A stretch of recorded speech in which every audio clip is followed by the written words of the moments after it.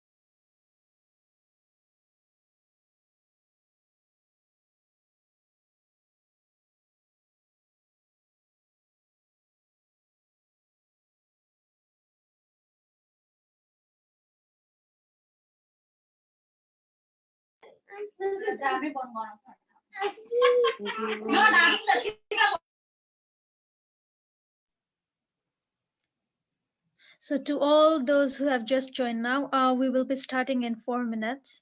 Um,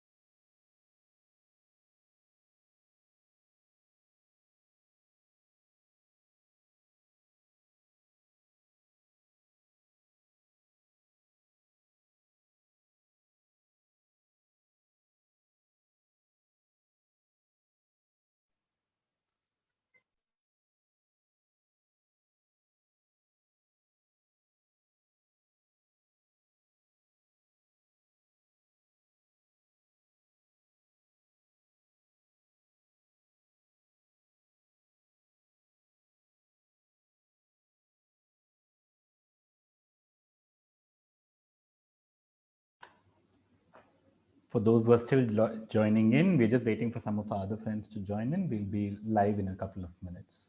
Thank you.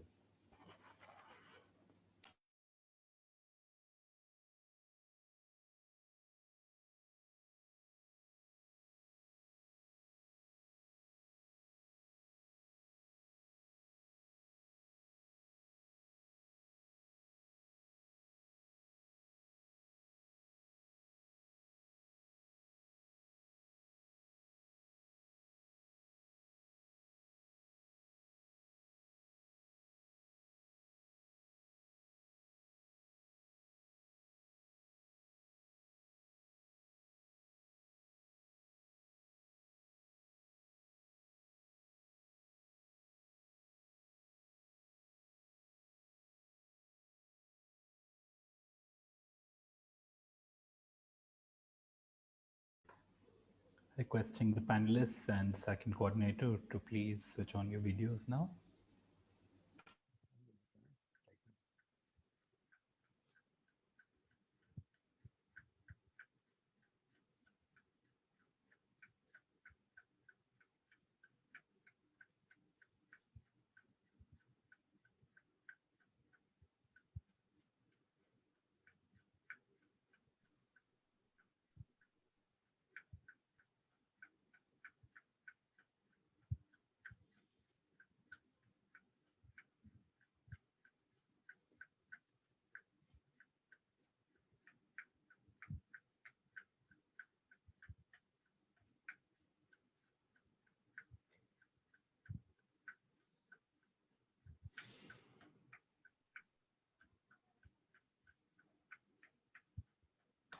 Over to you, Prashanta.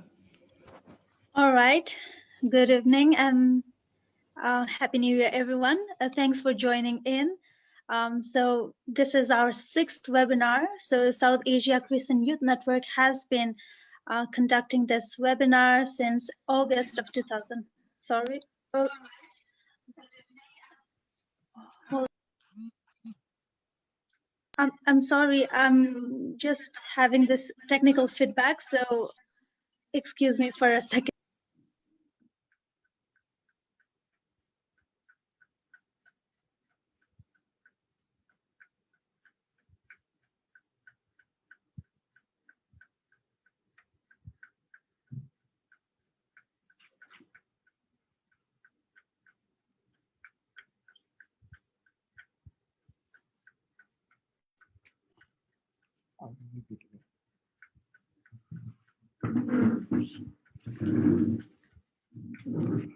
I'm sorry about the technical glitch. So yeah, welcome again. Welcome everyone to this sixth webinar of SACYN. So today's topic for the webinar is online church and mission. And we have like three panelists just reflecting on this issue. So before we move on to the webinar, let me give you a brief introduction of what SACYN is. So South Asia Christian Youth Network was established in the year of 2002. And since then, it has been conducting annual events in the form of conferences, leadership trainings, and core group meetings. So we've been doing this face to face until last year, until 2019, but since 2020, we faced this coronavirus thing.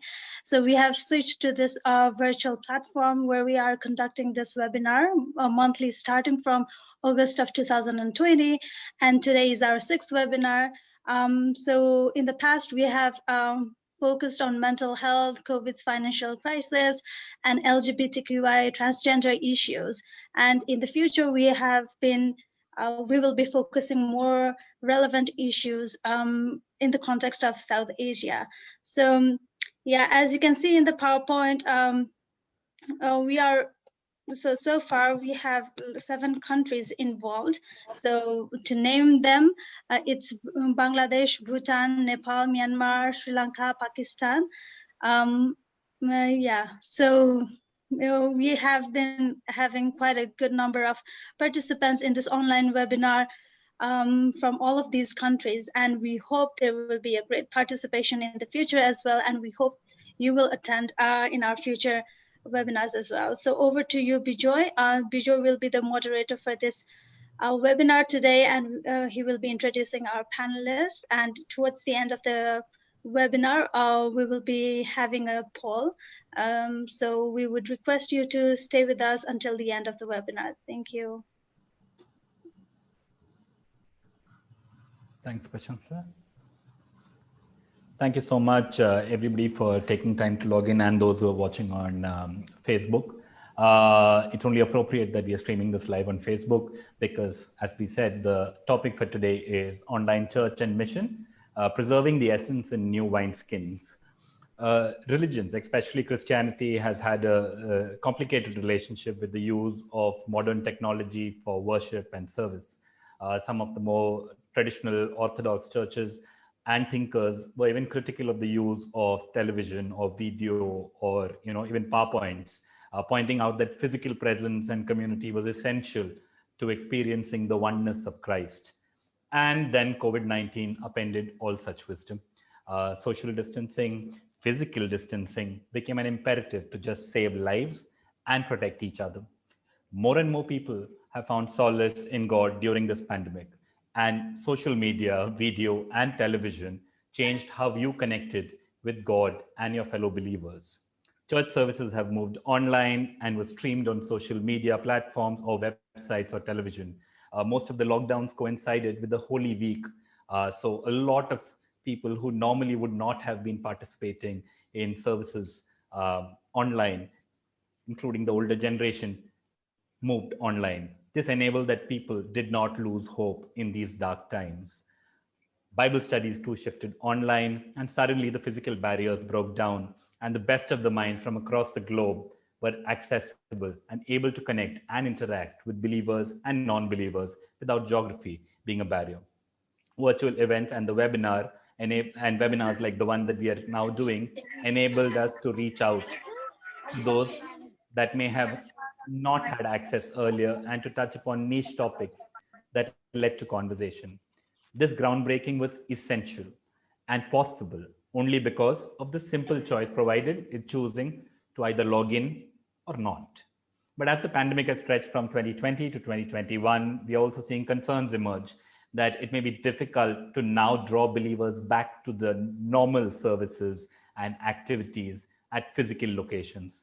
Could this blessing that enabled us to connect during these hard times lead to a disconnect from how the church has functioned pre COVID? Also, with smartphones and internet access needed to connect to such services, could there be the risk of exclusion of those who are impoverished instead of the egalitarian space that is provided by a physical worship space that is open to all?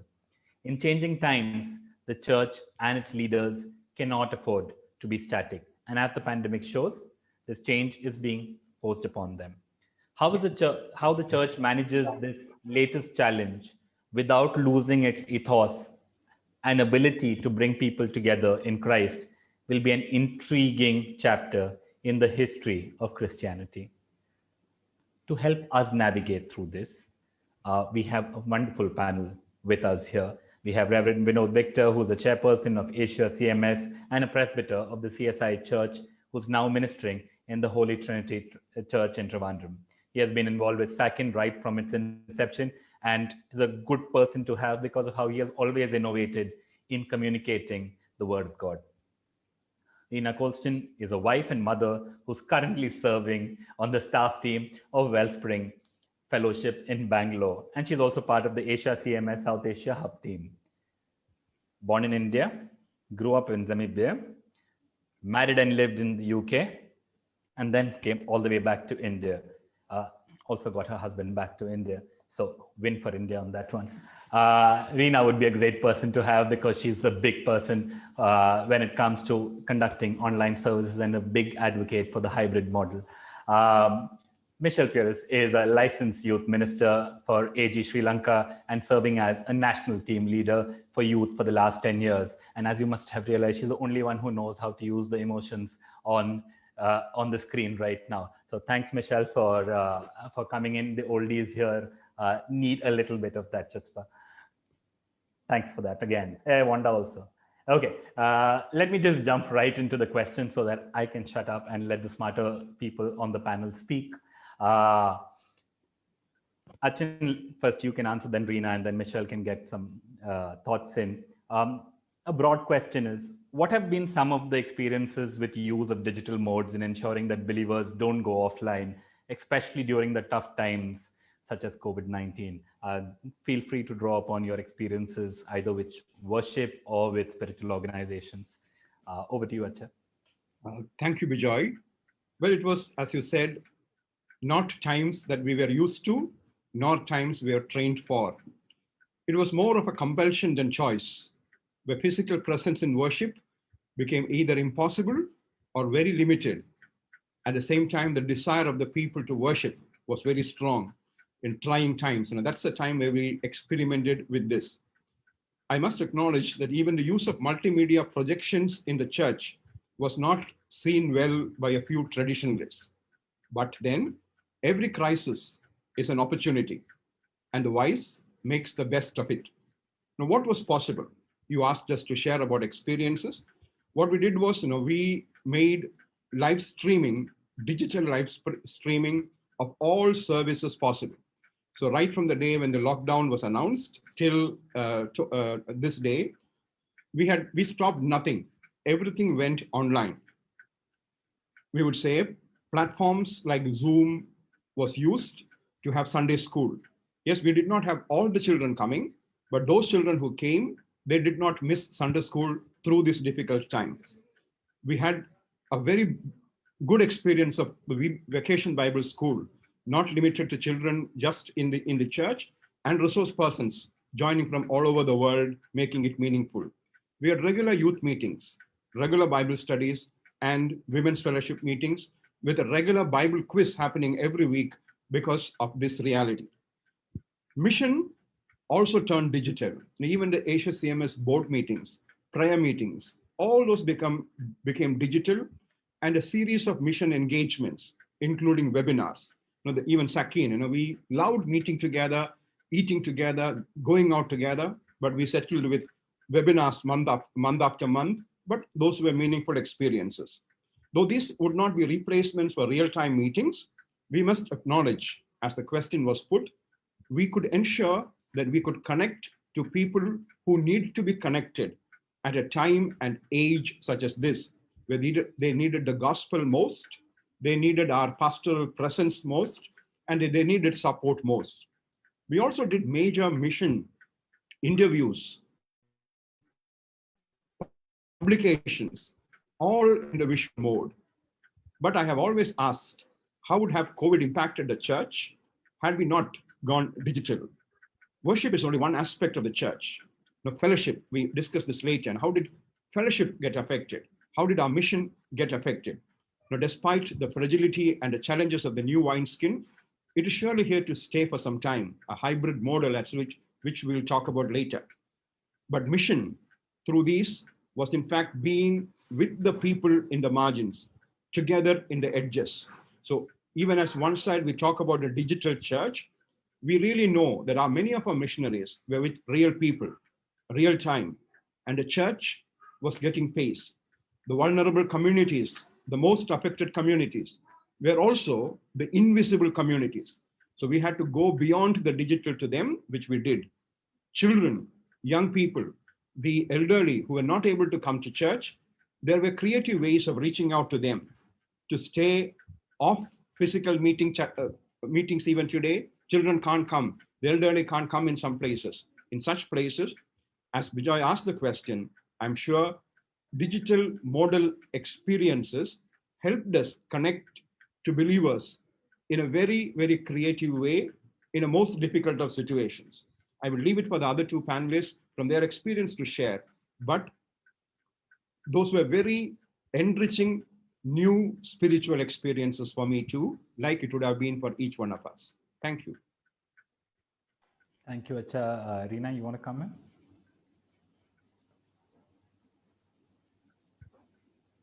Reena, you're muted. You're muted. It is only appropriate that we had to remind someone that they're on mute on an online webinar. Great. I am now unmuted. Okay, so I just want to echo a lot of what Reverend Vinod has said, because we had to do the same thing. So we are a small city church. There are about 40 of us, and we used to gather in a hall, and then we had one room for children's church. We don't call it Sunday school, we call it children's church. But as soon as the COVID hit and we had to rethink curfew, Bangalore was hit with curfew. So what do? We basically decided, March 22nd, I think, we had this kind of decision. What do we do? So we as a staff team decided that we would just try and meet physically for that one Sunday and see how it went. So we met, we put the chairs separately, and we did, and we thought, okay, this will work. But what happened the following Sunday? It was a case of no physical meeting. So we really did just go onto YouTube, because we only have we had 2 people in our staff team who were tech savvy, and we got up to speed immediately. But the only way we could work it was to record everything. So someone in someone's house recorded the music aspect, someone else recorded the sermon aspect, and then our tech media team stitched it together, and it went live. It was up on YouTube for the Sunday. So really, what do we do with a time such as this? We basically rethink our head. We can't do the physical, fine. What would God want us to do? And for me, a key thing, I end up going back to scripture. So for me, Hebrews 10:25 says, let us not give up meeting together, as some are in the habit of doing, but let us encourage one another, all the more as you see the day approaching. So my point is this. This is the point. We meet, whatever that looks like, as fellow believers, however that might be, whether it's in a physical space, whether it's online, whether it's YouTube, doesn't matter. We don't give up meeting together. And therefore, we reinvent ourselves. We think outside the box. We have to do this. But it's not just about ourselves. For me, it's also about those who are not yet followers of Christ. So for me, that's the exciting thing about going digital and media presence and online, is just that for us as a small church, we are now on YouTube live. We're also on Zoom. We have a lot of people there. And the other exciting thing that we've been able to do is to cut our service into segments. So we cut the music aspect, we cut the sermon, the prayer, the testimonies into little sections. And we post some of these things on Facebook, on Instagram. And the other great thing is, if I have a friend who isn't yet a follower of Christ, and that sermon was really relevant to them, I'm able to take the sermon aspect and just share it. Whether it's WhatsApp, whatever it looks like, I'm able to share it. If there's music, I'm able to share. So for me, and I'm just going to say this, I am 57 years old, and tech is something that I am really excited about. I believe those of us who are kind of stuck in the past, my husband, who's an electronics engineer, is a little bit there. He's stuck there, not quite, he's always wary of this. But for me, if the church is to grow, and if we are to reach the unreached, and if we are to reach those, especially the younger generation, now me in 50s, the younger generation is even 30s, 20s, we have to step up, we have to be relevant. We have to make this, absolutely put it out there. So for me, yeah, I'm learning fast, but this verse from Hebrews 10:25 is the reason behind why. Let us not give up meeting together. So we do home groups, we do Bible studies, children's church, everything is on Zoom for us. But one important thing as we have navigated this is the security aspect. Now, my husband is British and holds an OCI card. So I'm particularly aware of what that means for us living here in India in the current political environment. So whenever he preaches, his face is just not there. He uses a lot of PowerPoint, he uses a lot of slides. So we do need to be aware of the security aspect of our online presence. And the other thing is, when we have children, young people, and vulnerable adults, and when I mean vulnerable adults, I mean those who have a history of, say, an abusive marriage, who have been with abusive partners, may not want to be online as much. So our church, we have a whole host of people who read the Bible, who share testimonies, who speak. We have a team of 6 people who speak on Sundays. We need to be aware of security. So when we had children, we had a nativity play that we did on Zoom, which was fantastic. But when the question came up is, do we put the children's names alongside their role in the play? We chose not to do it. We do not want to have the children's names with their faces on screen. And this goes for other reasons as well. You don't do it. And for young people, you don't do it. And if you do want to have children involved online, get parents' written permission. So for me, this is something I do believe we as a community suddenly, like Vinod Victor says, we suddenly are out there. We have to do this. We need to do it with great care. So that's something I really felt I wanted to flag to this community, is that think carefully about the security aspect. Think carefully about who you are going to put online and what permissions you are going to take. So for me, we live in exciting times, which we need to grasp and really take Jesus and make him known in any way we can. Instagram, Facebook, I haven't got onto Instagram yet, but I'm thinking about it. And we need to do this. And so bits of our Sunday sermon, you will find us on Instagram. So they put, if I'm speaking, my face is there with a quote from my sermon is on Instagram. So, all of us have had to smarten up here, but I think it's a way to go. And I believe that the Lord is at work and moving in ways in the current season in a way that I would have never imagined. So I'm really excited, and I'm really, really happy to be here and be part of this conversation. Thank you so much. I was worried that Michelle would make me feel old. Now Reena's making me feel old over here. Taking forward one of the things that you said, maybe it would be a good idea for me to take out that little bit of the recording where you said your husband cannot navigate Yes. electronics, even though he's an electronic engineer, and send it to him. Yeah, it'd be a I nice way to think, connect with him. yeah, do. He's there somewhere, probably. Michelle, any thoughts? Any early thoughts? Yes, just to add, I just remember the first week that we went online. It was just the sermon, a 5-minute thought. That's how we started because we were not sure how long this was going to last. And then, just like Reena said, things got worse, which are maybe not just now. I'll just give you a clue. Thanks. So things got worse by the week, and then we decided, okay, a 5-minute sermon is not gonna be enough. And then we got the music part in, we got testimonies in, we got communion, and all of that to incorporate every aspect of the service in. And guess what? Guess who came to the rescue? It was the young people who stepped up. It was the young people in most of our churches, the whole service, especially the parts that were done at home and sent the first few weeks. You would see all the young people playing music, doing the readings, or of course, the sermon was done by the senior people, but it was so nice to have this whole shift to digital and also a shift in the people who were taking part in the services. So that's one note that I made because we saw a lot of young people stepping in, helping people to put all of this together, bringing in their expertise of video editing and lighting and all of that into the church. Suddenly they felt like, hey, there's something that's really cool that I can get involved in church. And that was very, very encouraging. Of course, we had to push ourselves into all sorts of things that we were not actually thinking of. So Bijay, if you can just share that. I just want to share how, as a youth movement, I am the National Secretary for the Youth Movement for the Assemblies of God in Sri Lanka.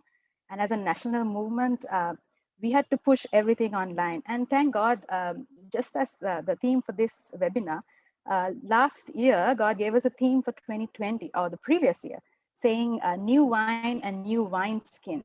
So our goal was to prepare the new wine skins for new wine. And we had no idea that the change that was coming was so huge. And our movement is called Voice Youth Revival. We quickly switched the word and said Voice Youth Online Revival because we had to switch it online. And just like Reena and Reverend Vinod mentioned, we just started engaging with young people. We were very, as a national movement, we couldn't engage with them every day before the lockdown. We had a monthly event with the coordinators or a yearly conference that was for youth that I will talk about later on. But through this lockdown, we were able to connect with young people 5 days a week on Facebook, on Instagram, on YouTube, and all of our Twitter and all of our social media. We had prayers every week. We had interviews with real people who had gone through different situations in life. We had this thing called the Real Talk that we addressed real issues in society. And of course, we had a good sharing of the word with young people. And this opened up a greater frequency of connecting with young people. We grew from maybe 5 events for the year to 5 days a week because of this digital transition. So thank God for that.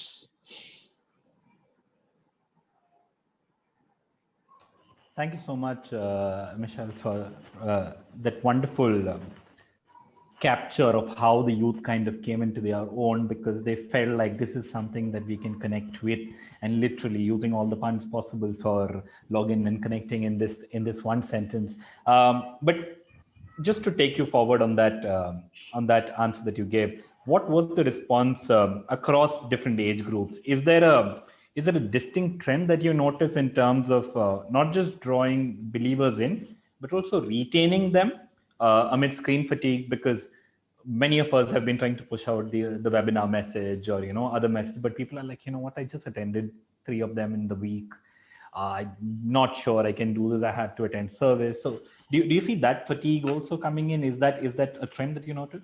Absolutely, absolutely. So when we started in April, we bombarded them on Instagram, Facebook, YouTube, Twitter, WhatsApp, every kind of media platform that we could find. And soon enough, we had to think of new things of how to engage. And like I said, our biggest event is the national conference that we hold once a year, and we gather 5,000 young people to Colombo across our denomination and also through other churches and leaders.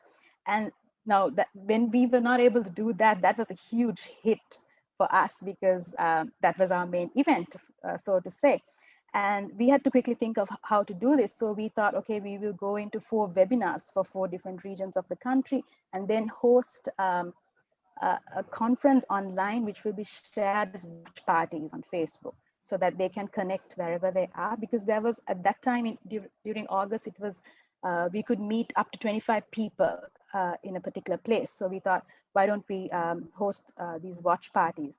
And, like you said, there were good things that came out of it, and there were not so good, but I wouldn't say not so good, but challenging things as well. Just to encourage you, I just want to share some of the good things that did happen. Was previously we had moved to 4 locations out of Colombo with our conference, but because of the watch parties this year, we were able to move to 147 locations across the country. So we were directly able to connect with 450 churches, which was 3 times more than what we used to connect with our physical conference. So those were the good things, barriers were broken and kids were able to invite. Now, since this did not happen, the conference did not happen in a church or like a Christian household, or not a house, but a Christian building. They were able to invite their neighbors. They were able to say, hey, there's a watch party happening. Do you want to come and watch with us? So those barriers were broken, and a lot of people had the opportunity of sharing their faith. A lot of people had the opportunity of inviting others to a non-threatening environment to hear about God, about Jesus, and about his power. So that was like a really good thing that happened. But like you said, all of this webinars and all of this continuous bombarding, it was too much. More than the screen fatigue, I think young people, they're okay with the screen as far as I have noticed. But another thing that I came across was this thing called transition fatigue. That is transition. I've been actually reading up on this a bit. That's when the rapid pace of the change and disruption to our normal lifestyle becomes just too overwhelming and too much for us to keep up with.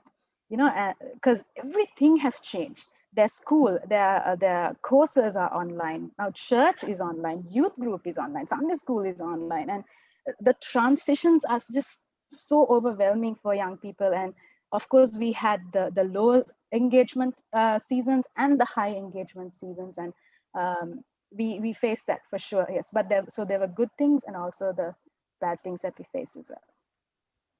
Thanks, Michelle. Just let me, I'm from a traditional Orthodox church, we're the Syrian Orthodox church. It's very tough for us to, even talk about video and, for example, song and dance in church. From there, we have our priests who used to say no to services online, and to now them sending us the Google Meets link, them inviting us to conduct services for various youth groups online, nativity plays like Reena said happening, people recording at homes and putting it together. A shout out to my own diocese youth group in Bombay, which conducted skill up sessions every Sunday for the youth groups. And they had people from across the globe training you in various skills. It could be public speaking, it could be wellness, it could be mental health. We had all kinds of these topics also being discussed, which allowed them to bring in a broader bunch of people. And we had beatboxing. Someone taught you how to beatbox. All kinds of stuff was happening online. We had prayer meetings online where seminary students were coming and learning how to preach by preaching to us. So just to throw it in that, the experiences that each of the churches seems to have gone through seems to be similar in the sense of what they were able to do when they leveraged it. But I also now see the exact same thing happening in terms of some amount of fatigue coming in, where people are like, you know what, there are no barriers. So maybe I need to pick up on, read up on transition fatigue, as Michelle said. That'll be very interesting. We know that, because you're someone who's preached to like thousands of people, there are times when I have seen you preaching at large venues. You're someone who feeds off the audience. You're a speaker who feeds off the audience, like all good speakers. How do you gauge audience reaction and know that they are connected and plugged in when you speak now? Because as from just one look at my screen, I can see about, apart from the panelists, about 5 other people who have put on their videos. How do you speak to a screen like that? A good question, Bijoy. It's like, just like this, and there are some names there. We anticipate that they must be still there listening. Who knows, they are doing something else. So there is nothing like, say, imagine this webinar or this seminar happening in one of our normal places by the beachside with a coffee, meeting with each other, because we forget what we speak, but we remember the friendships we have. So I would say, for me personally, this was a very difficult time. There is nothing like doing a service or any meeting real time with real people. So though the digital mode gave us a semblance of the same, it surely is not the same as being physically present with each other. The initial excitement of the digital did eventually wane out. And like Michelle pointed out, when everything became digital, they didn't know how to shift from one to another. And it's none of our problem.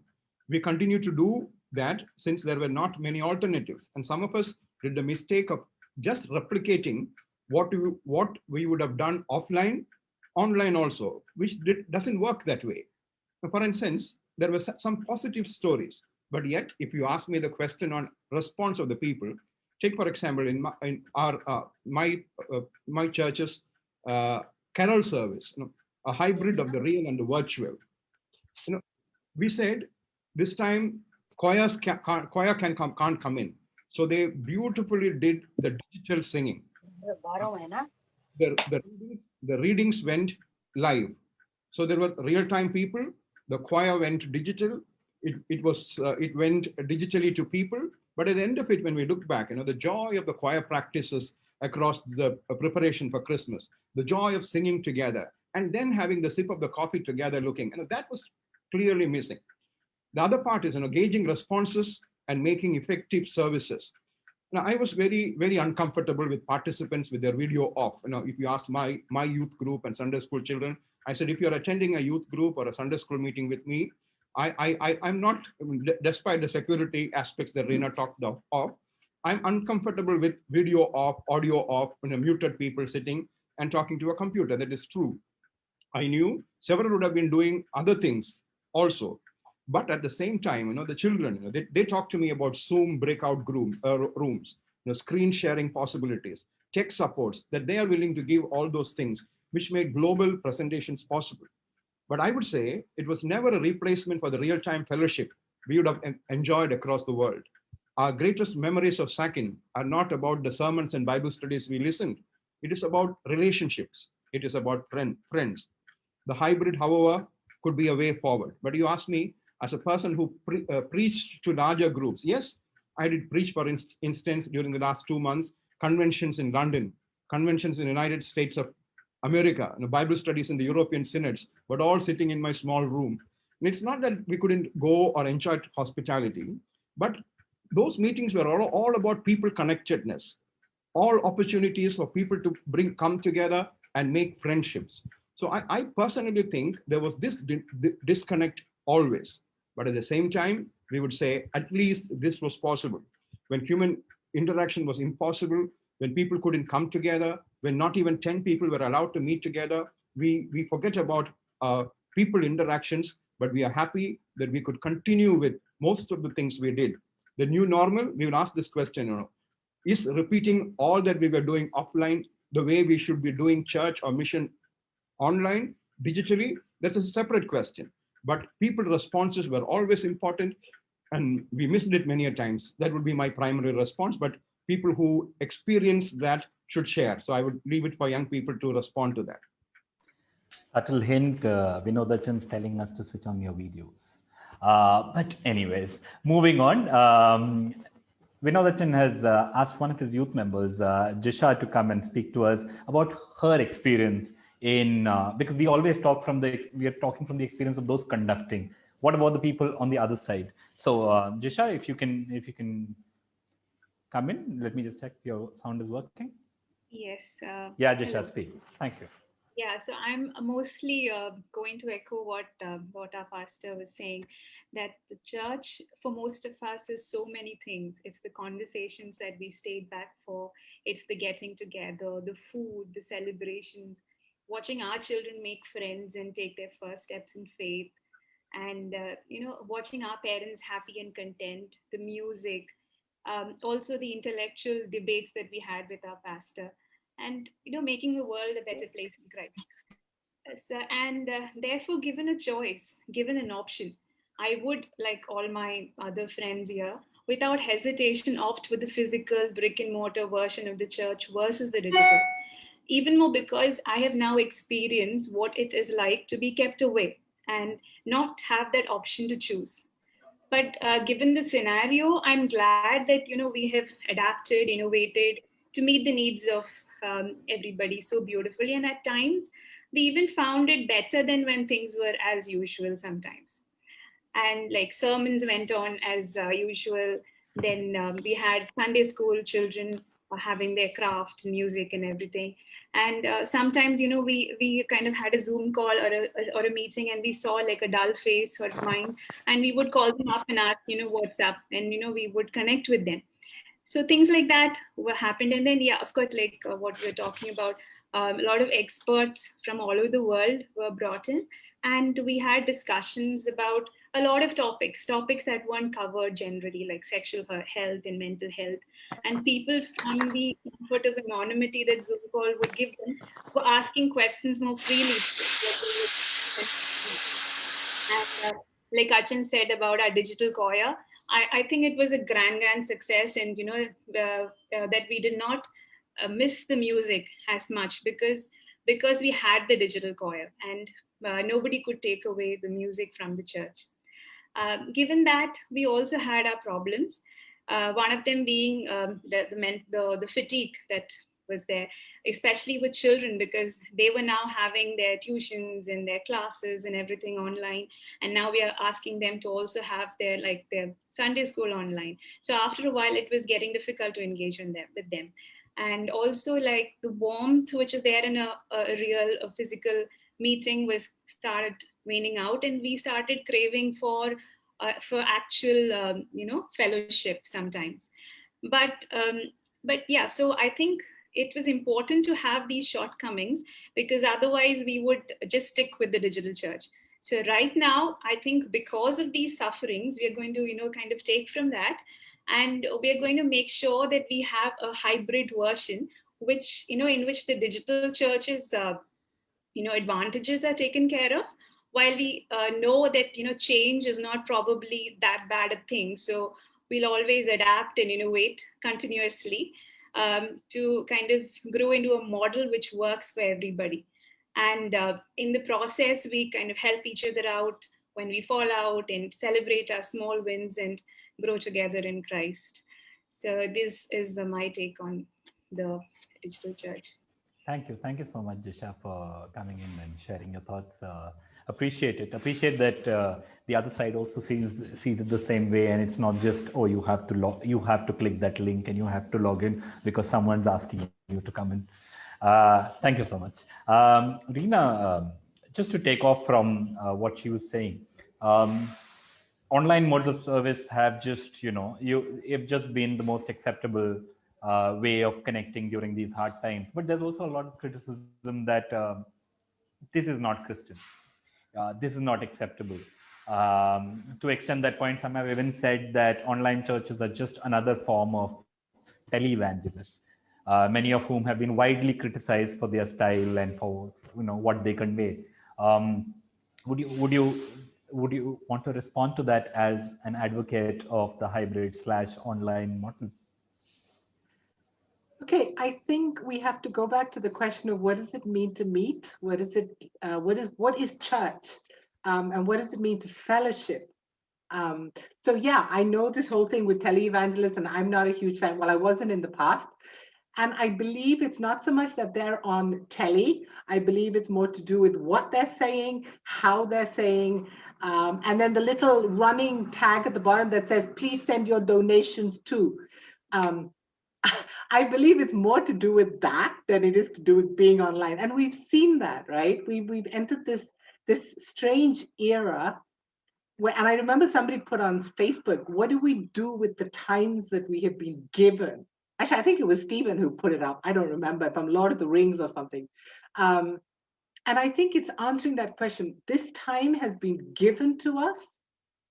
Let's not give up meeting together. So how do we do this? How do we gather together? And therefore, I think our churches, as even Reverend Vinod has said, we've stepped up, we've embraced this online thing, even with the transition fatigue. Thank you, Michelle, for that. That was a new one for me.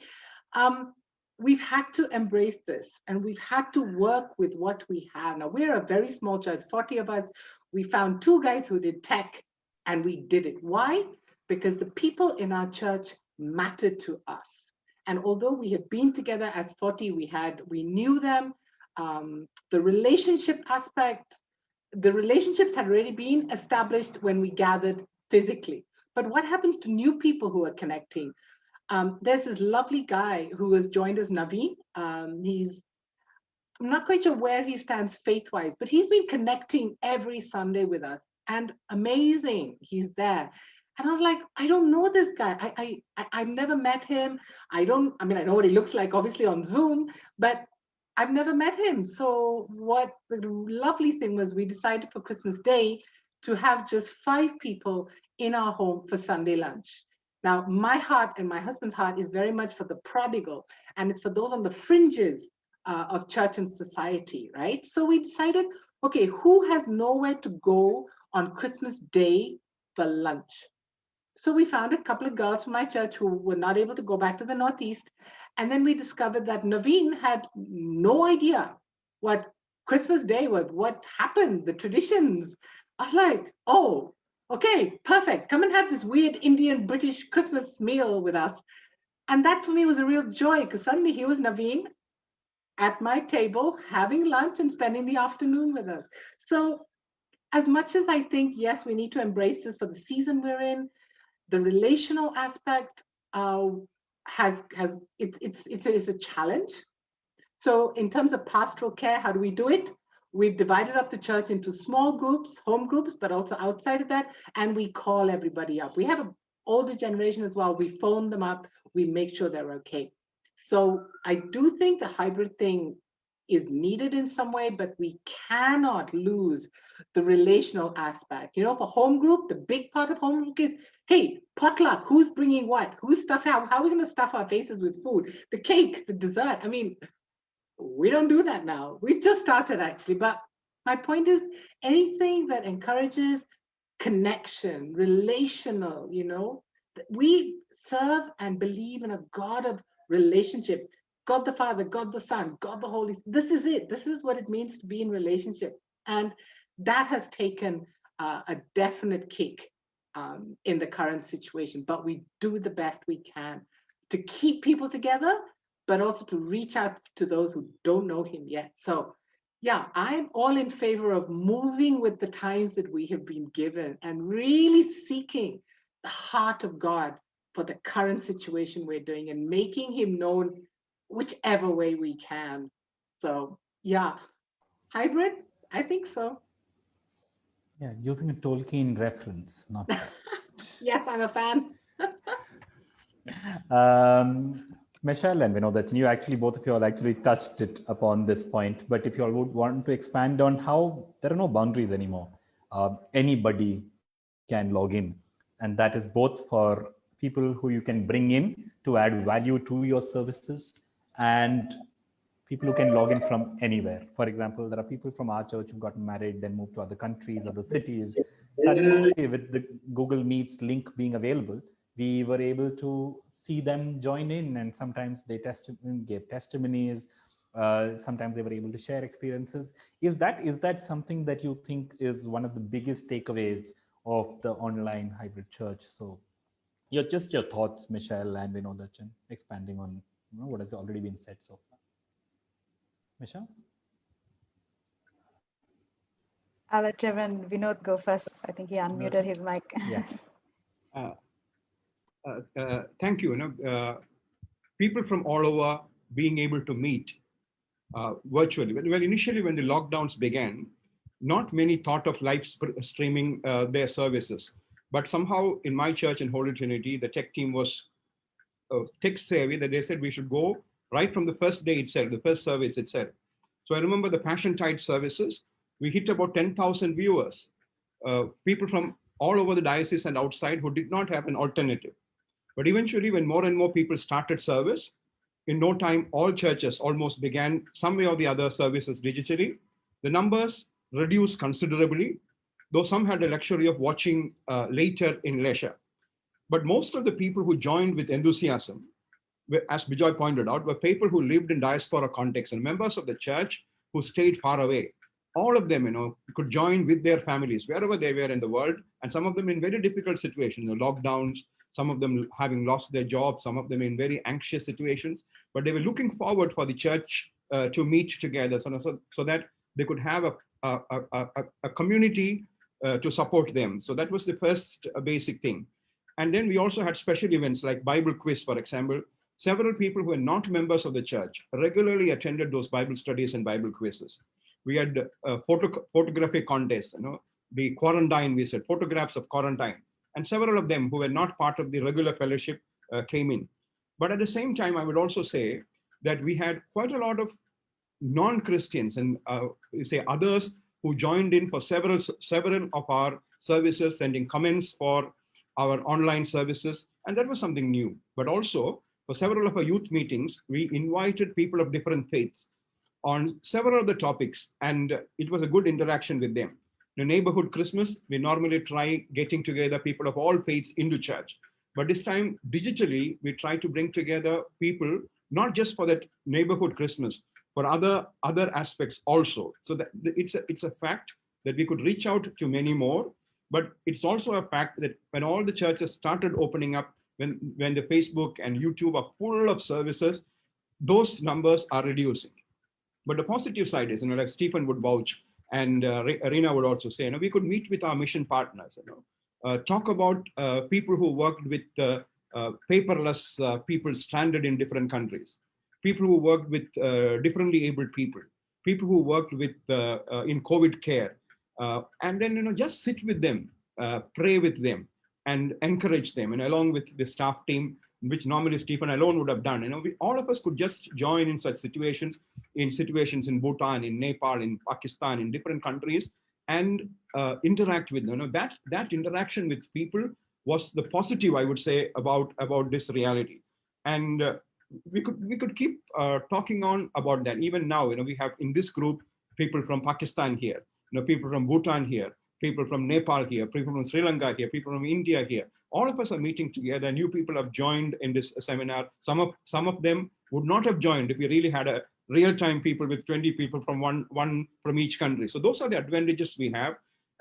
And so I take those advantages beyond the disadvantages of the personal interactions. So yes, we could reach out to many people we would otherwise have not reached. That is my take on that. Thank you, Acha. Michelle, sorry, you want to come in now? Yes, so just to reconfirm all of that was shared by Reverend Vinod and Reena, I want to also mention something different that I experienced. I don't know if you're going to come to this later on, Vijay, but I just want to share it now, is that some of the churches were able to put up, if I would compare, a better digital version of a youth meeting, a better digital version of a worship service, with better interaction, with more creativity. And there was one instance where one of my leaders who works very closely with me on my team said, Michelle, I want to talk to you about something. I attended this, I got this link from a friend of mine. I attended this youth meeting, and I was so impressed. They were so welcoming, and I knew where he was going with the conversation. And then I found he was really open with me, and he said they wanted me to join their team and help them move forward with their ministry. And but I wanted to really talk to you because I have made a commitment to your team and how to move forward. So we have to be aware and also talk about things like that can happen. I mean, think about a rural setup where a small church that is not able to put up all the digital show that another church in the city may be able to put up. Think about how they will lose young people. I mean, I'm all for opening our doors to anyone who wants to benefit, but is there a fine line where we can really decide on what is really helping, and are we really aware of the others? I shared with you all the things that we bombarded social media with as a movement, but in our attempt to get everything out there, were we kind of shutting down other people who didn't have the same capacity to move forward to those platforms, and what were they feeling looking at everything that we had to offer as a movement? So these are things that we need to be aware.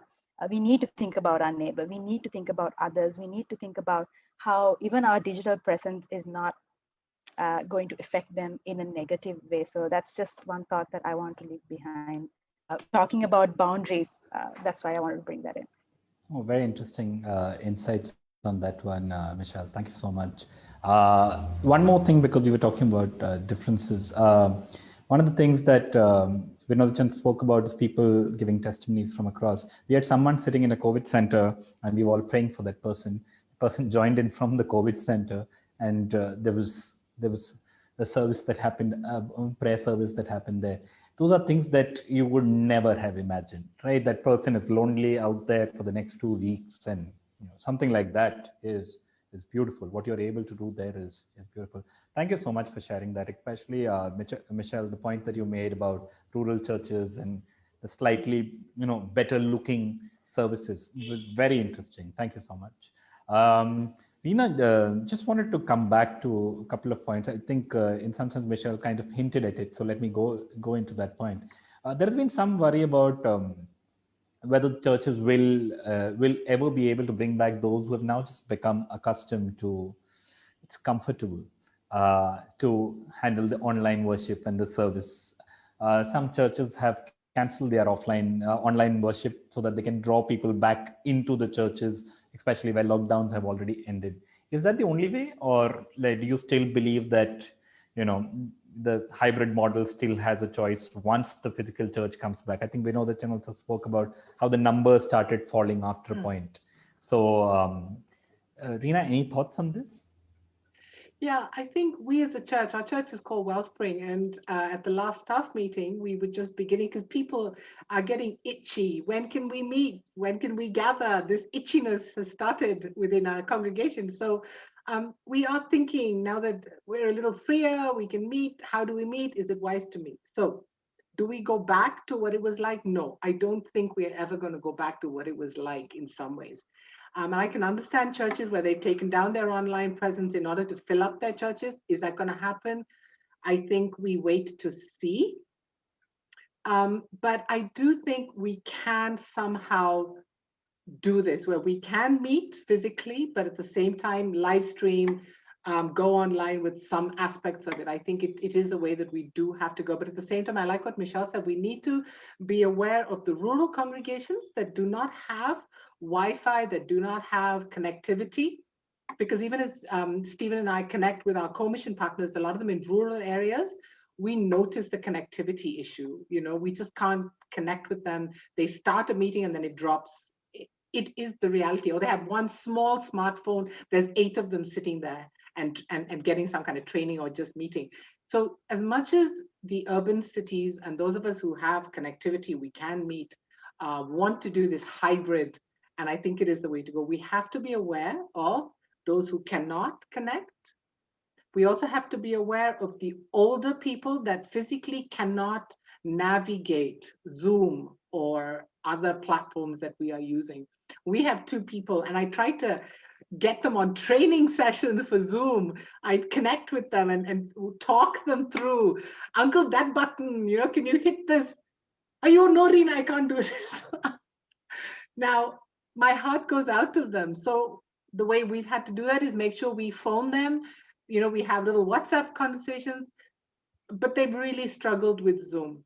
So I think it's sensitivity to the next era, the next phase that's coming. Not that we just say, oh, we always used to do it like this, we're going to go back. I don't think we can do that. For me, there's also a financial aspect to this thing that when you're physically in a church, you're giving money, you're putting money physically into a bag or a pouch, and that's it. Now, online transfers. That's taken a hit for a lot of smaller churches. So they've closed. So how do you do that? If you have a church building, now in the UK, a lot of you have seen these amazing structures, these cathedrals. They are costly to maintain. So can that, now this is where I'm gonna throw it out there. Can the money that is used for the upkeep of these structures be put to better use?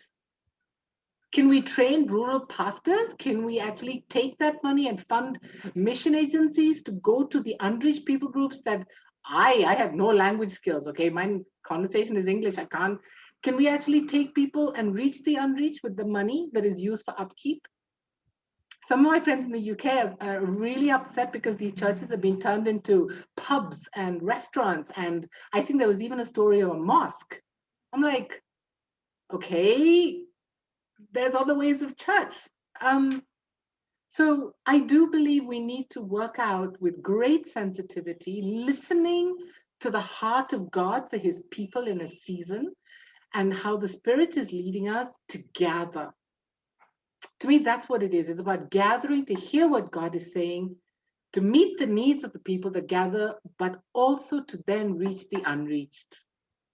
We as a church are not here for ourselves in a lot of ways. We are here for the people who don't know Jesus yet. So however we can facilitate that is the model we need to go for.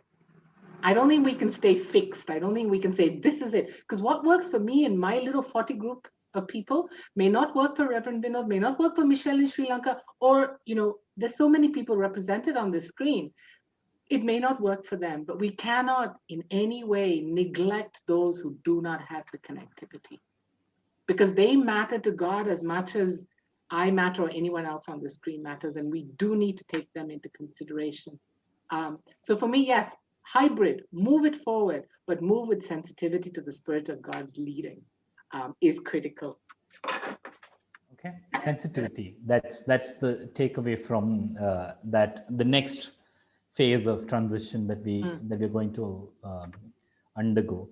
Before I ask Vinodachan the question, there's a chat box open. Some of you have been kind and already started putting in your comments and questions there. Feel free to drop in comments, or if any of you all would like to ask the question, please raise your hand. Please use the raise your hand function, and we'll be happy to unmute you and let you ask the question. In the interim, let me just ask Vinodachan the last scheduled questions. After that, I'm going to hit the audience questions here. Let me just bring up that point that has to be asked after what Michelle and Reena have already said. That sensitivity bit.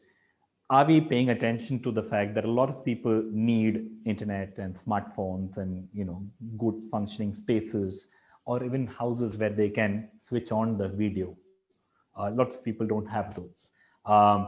Does the online church further expose the differences among believers with those who have smartphones and good data connections, while there may be others who just don't have the same luxuries? Does that lead to an additional divide, Vinodachan? What's your sense? Well, the additional digital issues, Bijoy, are not just on the data. The challenges of the digital church. That is something we should really look at when we continue this discussion. One, of course, as Reena pointed out, is the data haves and the data have not. The data accessible and the data inaccessible. It's defined by the locality where they are. Sometimes by status. Some people find it difficult to even to manage a 40-minute Zoom link. age, as Reena said, sometimes the elderly, sometimes even the middle-aged, not tech savvy, saying no, not for us. So it is in this situation, it is a fact that we have excluded several people, and even those who have data, who have resources, they are not tech savvy. So there's quite a lot of people who are being missed out in this digital world, digital church, and sensitivity of inclusion is something that we should be there. And also there are quite a lot of vulnerable people, challenged people whom we totally exclude, when we talk about a digital church. So that's where we should be very sensitive about those excluded. So digital exclusion is one thing. Michelle pointed out, the digital fatigue. With everything going online, especially children, young people, they say, oh, not the church also. Unless you are able to really connect to them, make it interesting to them. They said, we don't really want to do school, friends, and the church also online. So how do we handle this transition? How do we handle this fatigue? Is something we should address so that we include our children and young people into this discussion. The third point that Reena very, very strongly flagged is the digital predators, where safety systems are not in place, where data is compromised, the cyber security concerns. But the most important thing is vulnerability of our young people, vulnerability of our children, even vulnerability of our elderly. So in this context of cyber attacks, the easiest way sensitive parents are saying is, let our children keep off as much as possible. For example, take now WhatsApp, Facebook buys. Now Facebook, not children below 18 cannot join in. Now they are saying if you want to continue in WhatsApp, you have to sign in to some new Facebook mechanisms, which means all our school groups and the data of all our school children are going to be compromised. It's very, very simple as that, though people would deny it.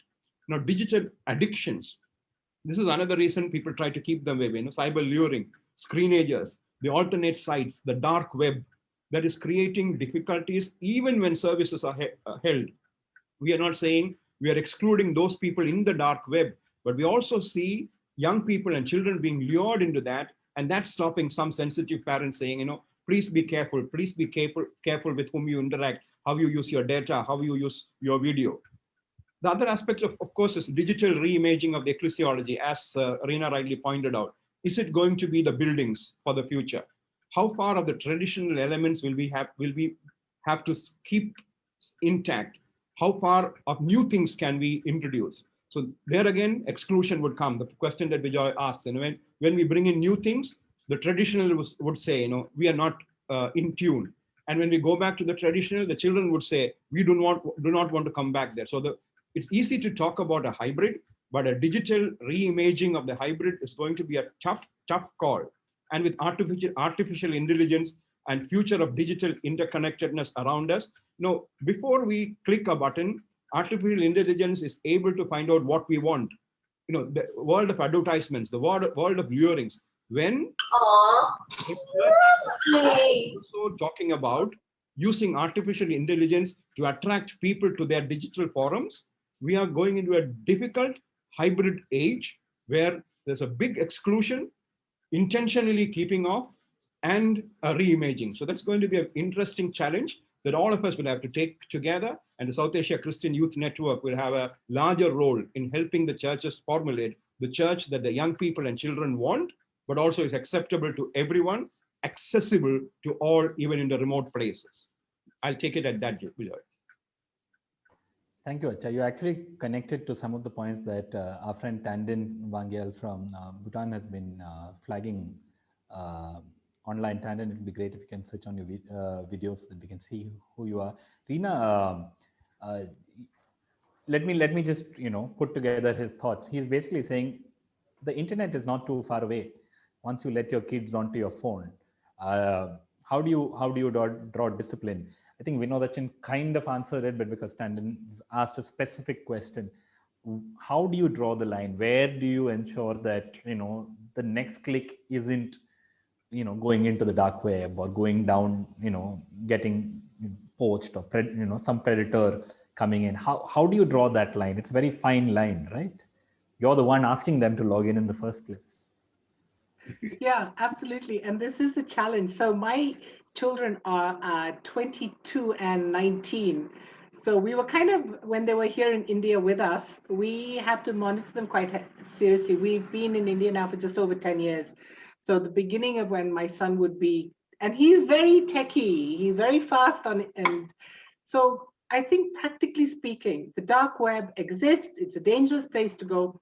What do? Well, the first thing, practically speaking, you go on your children's laptop and you set all the parental controls that you can get your hands on. And you take responsibility for them. Don't tell them to do it. Just because you don't know how to do it, learn how to do it as parents.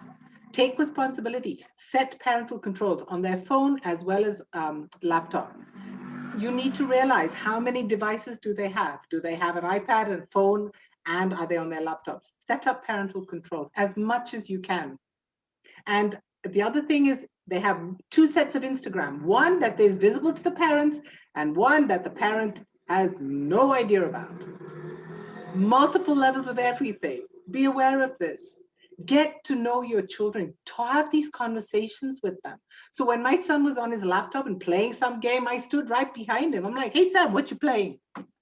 I made it my business. Okay, I'm just like that. Okay, I get to know this. I stand here and I say, what are you playing? Who are you playing? What's going on? I get into my children's business. They didn't like it in the beginning, but I explained to them why. So same thing with church now. For Wellspring, if the children are in another room for children's church, they are on a separate laptop. The door between where the parents are sitting and where the child is sitting is open. So the parent will go and check, make sure they're where they should be and not clicking on something else. And I believe part of what he's asking is just this. You need to know what your children are up to. And I don't mean a nosy, busybody kind of way, because that puts up walls and that's not helpful. You know, help them when they're little to connect appropriately. And it goes back to explain to your children the importance of safety. Explain to them about predators out there. There are ways of explaining that don't freak them out. Okay. Have these conversations. And as far as churches, when my children first came to India, my daughter was angry with God, refused to have anything to do with God or the Bible or everything, which she just dumped a lot. So I basically said to her, God has called us here to India to do what he wants us to do. Give it your best shot for 3 years. You're fed up after 3 years, we go home. It was fine. It's those conversations. Have those conversations with your children, you know, and take security seriously. But tell your children the importance of why we do what we do, connecting to church. And I think if they realize how important it is, they will. But the other issue I will say, when my children hit 18, we gave them permission not to attend church. We gave them permission not to read their Bibles, we just said the decision is yours. We released them. And that is a very scary thing for parents to do.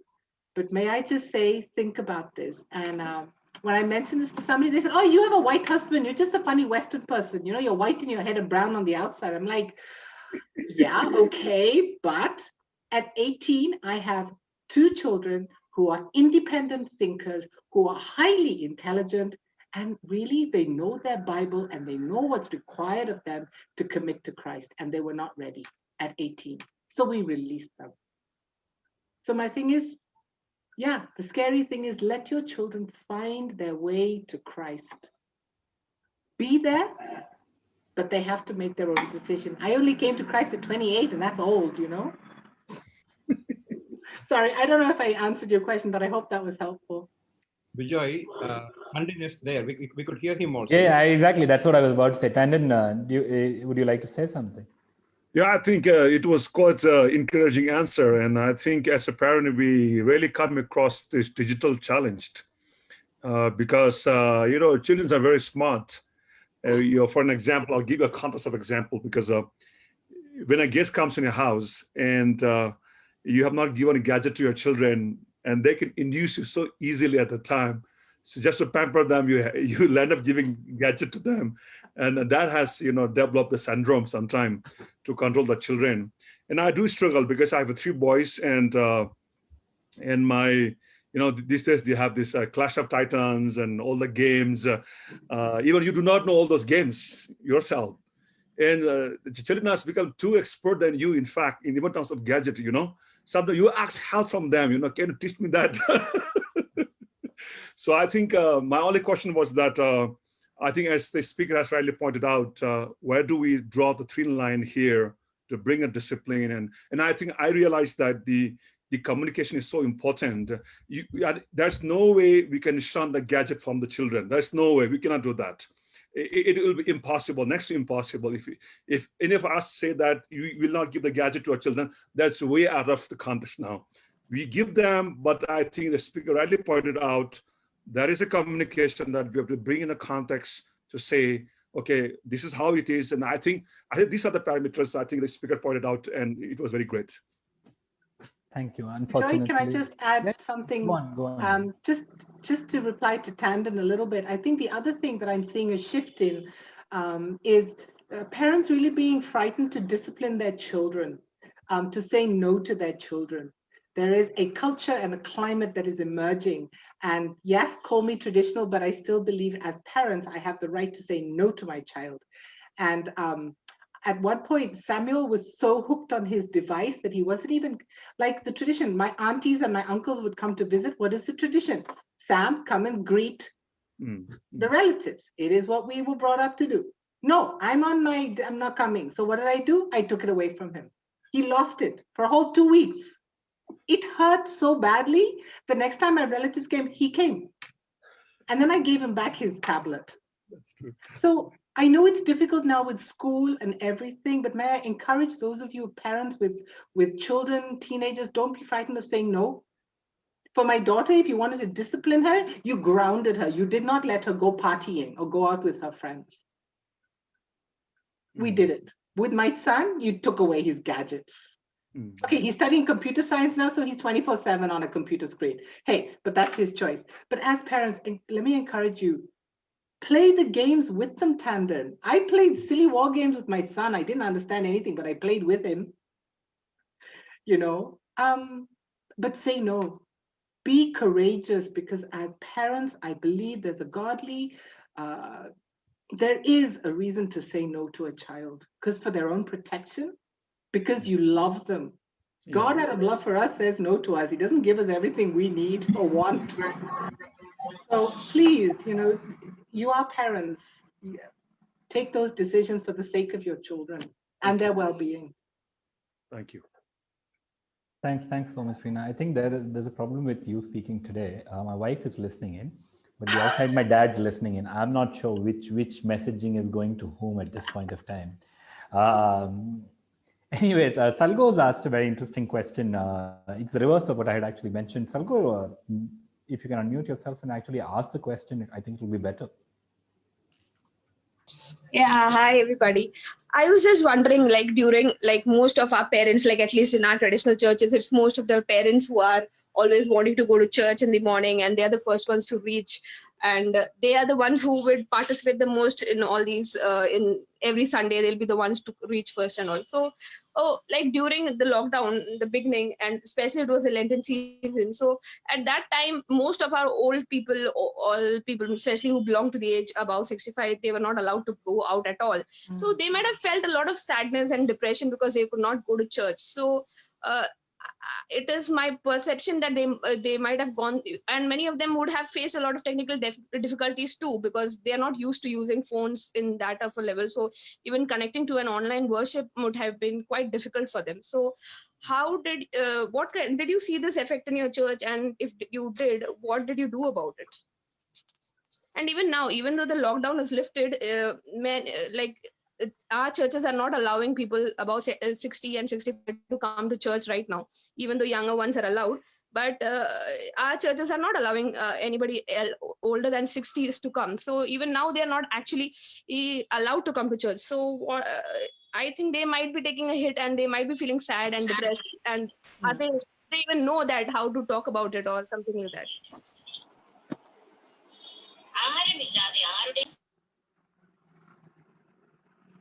Sorry, yeah, there was thanks, some. Vijay. Yeah, thanks, Salgo. Sorry, there was some aberration in between. Vinodachan, do you want to come in?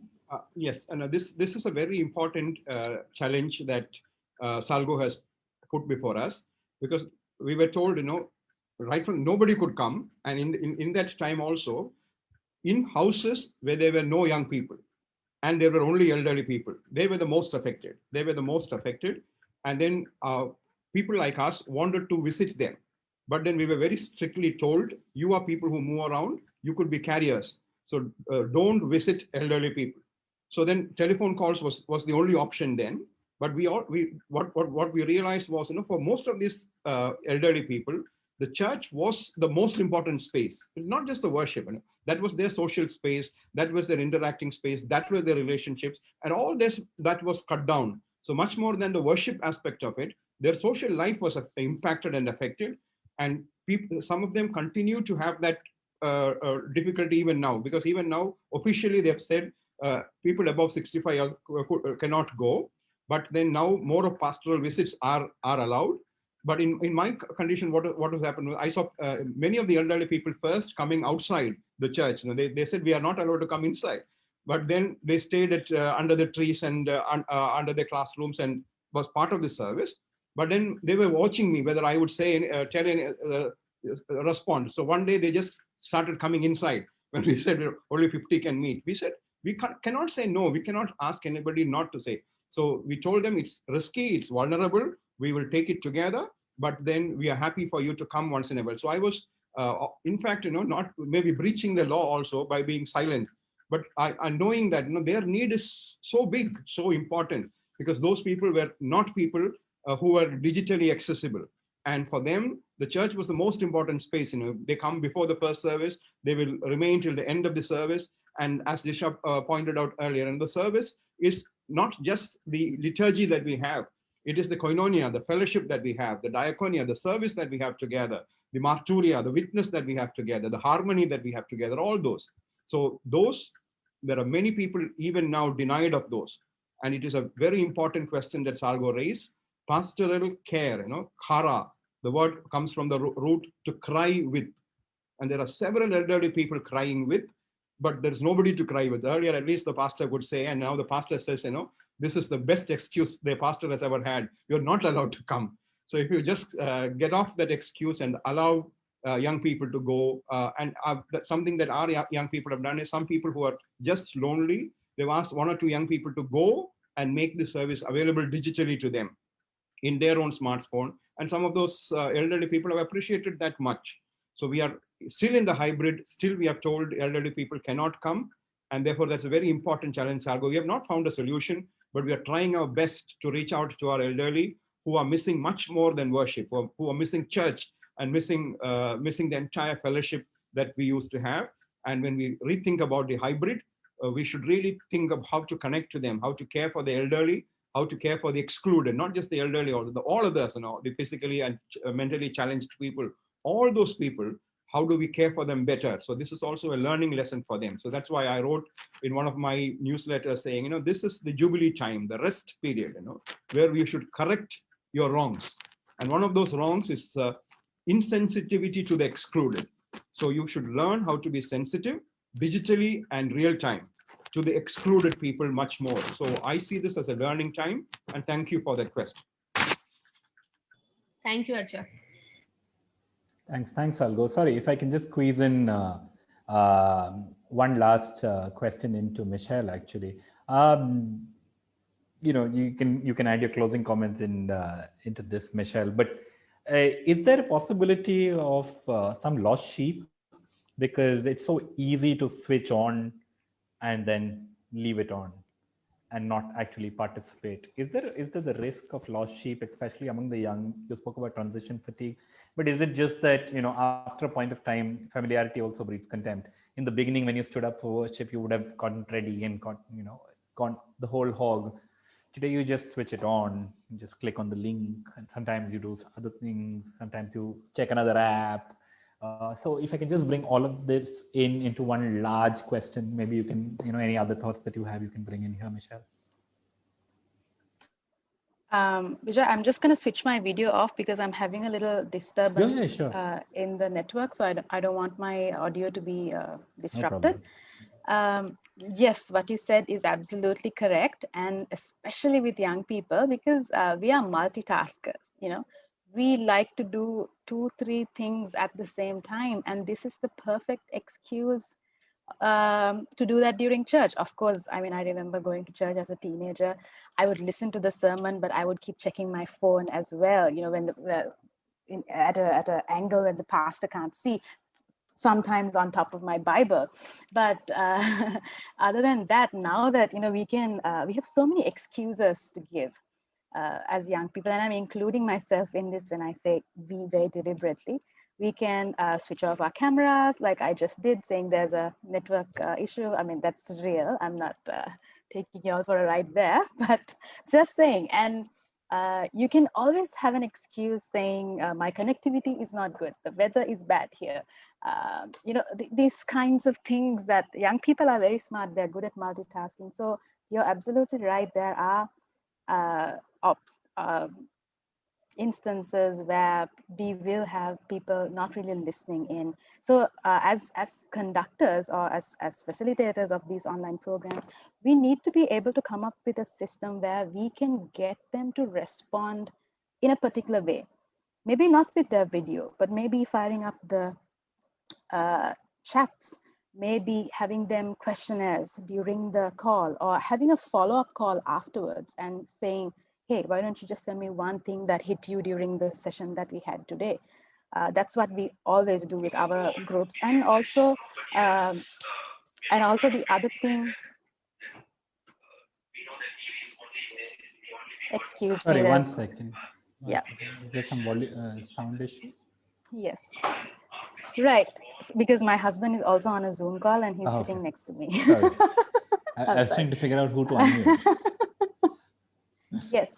So the problem of all of that coming in and having this whole thing to deal with, and also, like I said, we need to create spaces where young people can still respond to or be vulnerable. Like for instance, when we have a physical event, we say, if you need prayer, would you raise a hand or come forward? We would like to pray for you. How do we create that kind of a response through our digital experiences, or through our digital meetings? So we need to think about ways like that. A webinar that I attended, one of the leaders was like, we need to create those vulnerable spaces for young people to say, hey, I need prayer. Hey, I'm struggling with something. So we need to think of that aspect as well. I hope that brings some kind of an answer to the question you had, Bijoy. Thanks so much, Michelle. Yes, just one thing, in closing, we heard this a lot discussed today, the hybrid, bring in the hybrid, we are for the hybrid, and that's true, and I'm there as well with all of you. But what does the hybrid really look at? I had a meeting with my media team yesterday, and this is what one of my young people said. She said, we don't want a service online. Said we can go to church for a service. We can go to church. We don't want the same thing replicated online. But we want to see something different now that they have tasted this whole online thing. What she was saying is like, now that we can use this space to engage with young people, let's come up with programs that we can do other than a church service, while we all come to church for the church service. And just like Jisha said, have that fellowship, have that interaction, have that relationships back again. And then not just neglect this online platform altogether, but use that for more specific groups, for more specific topics, for more specific interaction levels. How can we navigate through that and use our creativity not to replicate church on media, but now that we have tried both, come back to church, because I totally agree, we can never replace meeting together with an online experience. So let's have that. Let's have the fullness of that rich experience, and also think of not replicating, but hey, what can we do differently to engage with young people on various different other platforms, which I'm not talking about, just the usual interviews, musical programs or virtual stuff, but something totally out of the box to engage young people on this platform. Thank you. Thanks so much, Michelle, for that. I'm just going to take the advantage of being on an online platform before I just conclude. Somebody asked a question saying, this is largely we're talking in English, and most of this is correct for English. I just want to actually get a sense of the room. If you can just type in the language in which most of your services happen onto the chat box, that'll be great. Just the chat box, whatever language. Like, let me just start and type in the language our church conducts its services in. Just that over there. And then I will, in the interim, quickly thank Vinodachan, Reena, and the very youthful Michelle, who kept sending various emotions throughout explaining, the mood of the room, basically. So thank you so much. There, Vinodachan's learned how to do that. So thank you, Vinodachan. Thank you, Reena, and thank you, Michelle, for making this so easy. I barely had to do any work on this one. It just kind of, came together. This is brilliant. Thank you so much. Thanks, Steve, for the help. And Prashansa, over to you. Yeah, thank you everyone for the wonderful session. I really enjoyed hearing from different churches, different contexts, how this online mission is going on. And also, although there are like many challenges, there are also many advantages, especially in this COVID context when physical contact was almost impossible. This online platform has been of a great help. So although it's not a replacement to the physical meeting, this surely has been a great way to keep in contact with one another. And I also think this online mission is something that our churches in South Asian context has been mostly hesitant about to start up with. But then I think this COVID has been a wonderful opportunity.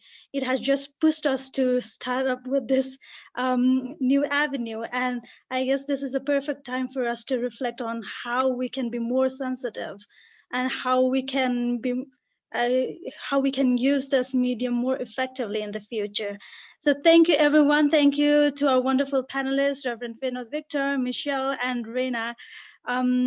So we have come to the end of our webinar. We have a poll of around 5 questions. So I would like to ask all the participants to please attend to these questions. So this is just a feedback on how the webinar went. And if you could just give us your response, it will help us to reflect and make the other upcoming webinars more effective, more beautiful, maybe. Yeah, so please attend to the questions. And also in the meantime, I would like to inform you that our next webinar is on the 6th of February. So first Saturday of each month. So we will be focusing more on dating in Christian context. So that will be our topic on February, the month of love. So we have especially picked up on that topic. So we would really love to see you all in the upcoming webinar. We will be sharing our details in our website, on our Facebook page, and also on WhatsApp to all the SACYN alumni. So please stay in touch. I hope the poll is showing up in your pages. Yes, it is. Yeah. Sure. Yeah, I will be. Sorry, Yeah, one last thing. Thank you, Jisha, for sharing your thoughts. I put it on chat, but thank you, Jisha, for joining in and sharing your thoughts too. Sorry. Thanks, Prashansa. Yeah, so we have given our website details in the chat box, and also we will be leaving our Gmail address, so you can reach out to us anytime if you have any other topics that you would want us to cover. We would be really happy to hear from you as well. So thank you so much. Thank you so much, everybody, for being such a wonderful audience. You're welcome to log out. This is at the end of every webinar. If you can stop the FB Live, then we can kind of, anybody wants to chat can then open up and do it. Prashansa?